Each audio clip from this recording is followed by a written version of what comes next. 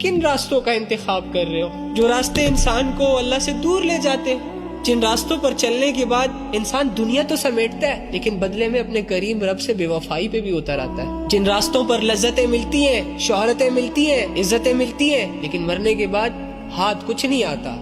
انہی دولتوں، انہی عزتوں اور انہی شہرتوں پہ ہمیں افسوس ہوتا ہے، شرمندہ ہوتے ہیں ہم اپنے رب کے سامنے۔ ہم تو اللہ کا راستہ اختیار کرنے آئے تھے، اللہ کے لیے اپنی جانیں دینے آئے تھے، اپنے مال دینے آئے تھے، اپنے بچوں کو قربان کرنے آئے تھے، یہ ثبوت دینے آئے تھے اللہ کو کہ اللہ تو نے پیدا کر کے کلمے والی زندگی دے کر بہت بڑا احسان کیا، نبی صلی اللہ علیہ وآلہ وسلم کا امتی بنا کر ہم پر بہت بڑا احسان کیا، اللہ میں بھی وہ کروں گا جو تو چاہتا ہے۔ اللہ رب العزت یہ چاہتے ہیں کہ تم میں سے ہر انسان اس کے ساتھ جڑ جائے، ناشکری اور بے وفائی کے دروازوں کو بند کر دے۔ کنتم خیر امۃ اخرجت للناس تأمرون بالمعروف وتنہون عن المنکر وتؤمنون باللہ، اللہ فرماتے ہیں تم لوگ